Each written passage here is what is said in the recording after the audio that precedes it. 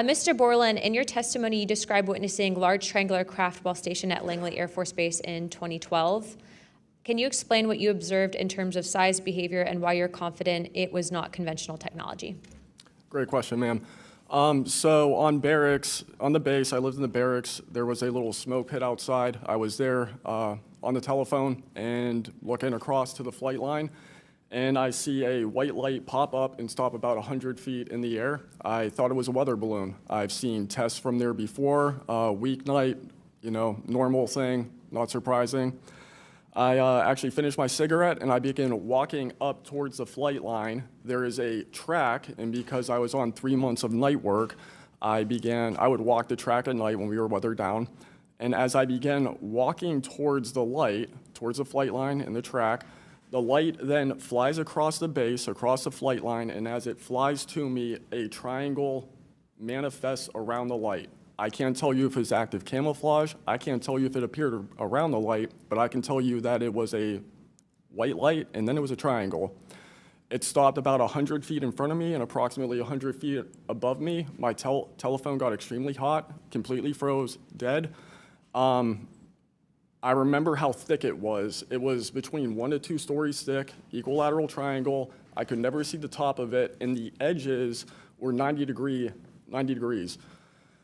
There were 4 lights in total, 1 light on each corner and a larger light in the center, 2 to 3 times the size of the corner lights.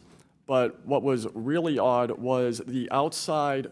The best way to describe it is like looking at a James Webb telescope picture where you have the colors and then the black background. So the craft itself was this black metallic flake paint, but on top of the craft was this gold, lava, plasma, some type of fluid going over and around the craft.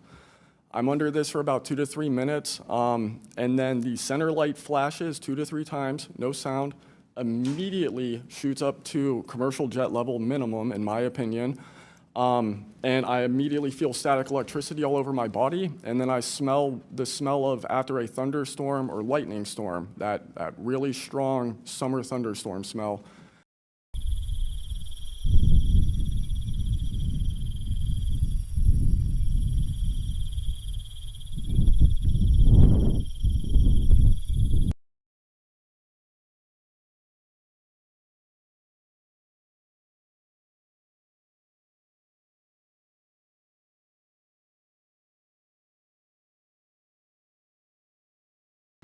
Gets up to flight level. I'm trying to get my phone reset, and I can only see the center light at this point. If I didn't actually see it take off, I would have thought it was a star.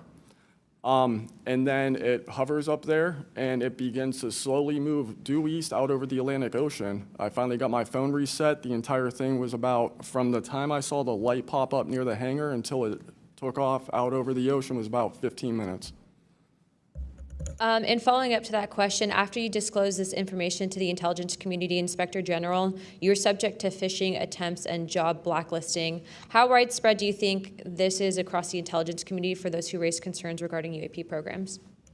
It's a difficult question to answer. I think prior to David Grush and people beginning this process of bringing people into awareness of the reality of these programs and certain things people have witnessed, probably extremely widespread.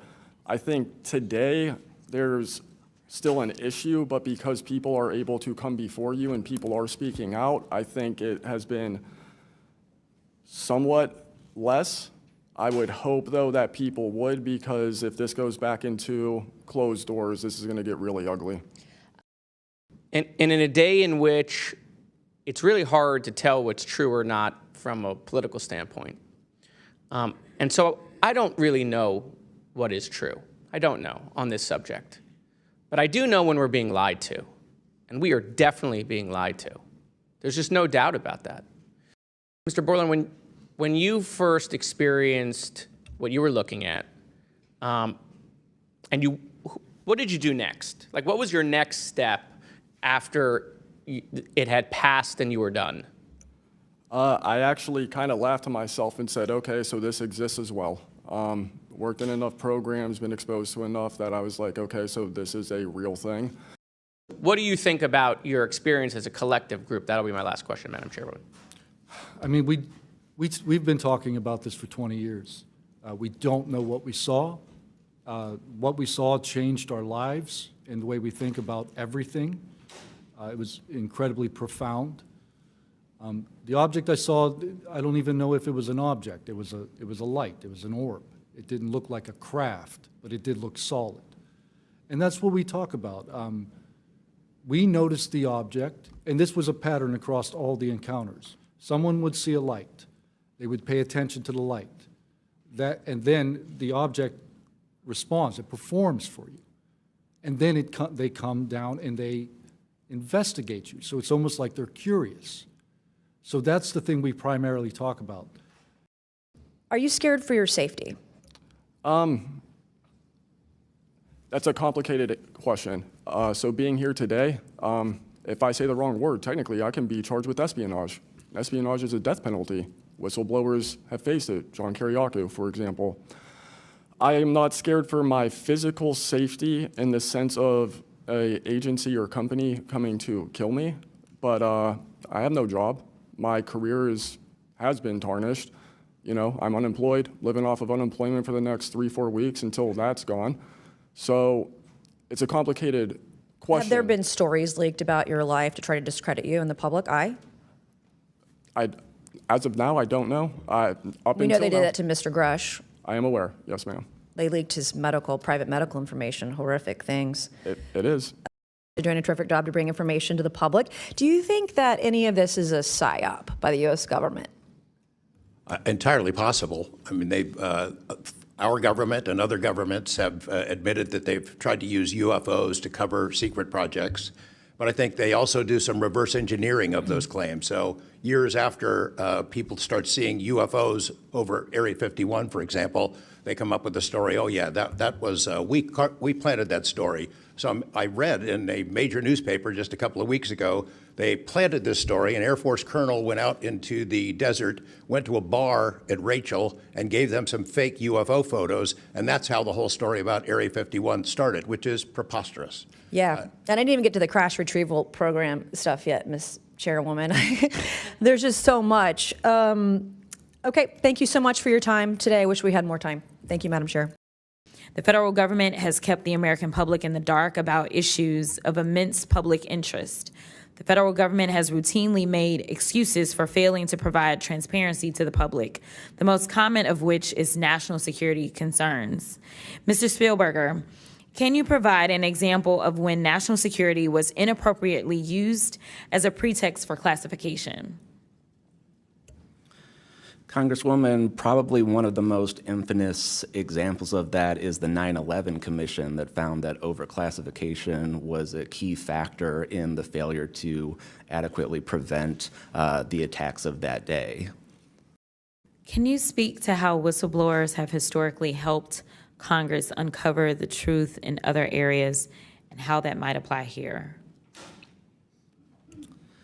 Absolutely. So again, Congress has always relied on whistleblowers coming forward and making disclosures in a number of different issues across different agencies, anything from national security to airline safety, railway safety, environmental concerns, workplace health and safety, a lot of issues coming out of the COVID pandemic, for example. Whistleblowers have come forward with important disclosures on just about any critical issue affecting our government and affecting the American people, all of which have grave implications for the rights and protections that we have and how we live our lives in communities across the country. How important is it for whistleblowers to have strong protections when it comes to UAP-related disclosures or disclosures of other topics of excessive government secrecy? It's absolutely vital. This has been one of the disappointing failures of doing this work, of advocating for stronger whistleblower protections. We recognize the invaluable public service that brave whistleblowers play in coming forward, again, taking all of these risks that we've heard about just to speak the truth, to get important information out in the public consciousness, but they can only do so when we have safe and secure channels for reporting, when there is trust in the independence of agency watchdogs like inspectors general, like the Office of Special Counsel, like the Merit Systems Protection Board that play critical roles in investigating whistleblower disclosures and enforcing the protections of whistleblowers. All of that is essential to allow whistleblowers to keep coming forward and playing these incredibly important public roles. I see a lot of friends out there, and I see a couple enemies, so I'll try to remember that. But it's a pleasure being here. I want to remind people, too, this thing is an ongoing deal. We're not going to get this overnight. We've been fighting this battle, some of y'all, for 30 years and maybe longer. I hope we just keep focused on what we're trying to get to is total disclosure. We get a little wrapped up in a lot of things, but the government has something, and they need to turn it over to us. We pay their dadgum salary, you pay our salary, and you ought to get more out of us than you do. And that's what disgusts me about this whole thing. I think they're just trying to run the clock out on us, really. They'll poke us a little, and they'll make jokes to us and try to pull us off the target, but I think we know where we're at. And that's why they're firing at us, because we are over the target. My first question is, Mr. Knapp, I recently introduced the UAP Whistleblower Protection Act to help provide whistleblower protection to federal personnel for disclosing the use of federal taxpayer funds to investigate UFOs. I still don't want to say UAPs. How can Congress further increase whistleblower protections? I think you got to unleash the dogs and go track down the money and where it goes, because a lot of this stuff has been moved out of government. Sure. As you know, Rep. Burchett, it's been given to private contractors who've stashed it away. They've had it for so long that there's nobody left inside government, or very few, who know where it is. And they do that to keep us from FOIA, correct? Yeah, it's to keep it from FOIA. And I think that the contractors who've had this stuff for a very long time set their own standards about who is allowed to know what. And it's a very small group that ever cracks that. I think Representative Luna has been looking at the use of classifications to hide things. I'm not sure that even this committee getting security clearances that should allow you to see this stuff would allow you to follow where it really goes. I worry about the people that are looking at it and don't even know what they're looking at. I mean, it's gone through so many, I mean, since Roswell, for instance. I mean, you think there's nobody even alive that was around any of that stuff. Yeah, so. I don't think they've made much progress from the people that I've talked to. I don't think they've made much progress in learning that technology. Might have made some, but you wonder, you know, the implication is tic-tac. Oh, yeah, that's ours. What flew over Washington, D.C. in '52, is that ours too? When are you going to break that out? You guys authorized tens of billions, hundreds of billions of dollars on weapon systems that can't do half of what we've seen UFOs do. So when do they break this out? If it's really a classified project, could change the world. I don't think they've made much progress, and I think they've been lying to us and to you and the rest of the world, and they're still doing it. Yes, sir, I agree with you.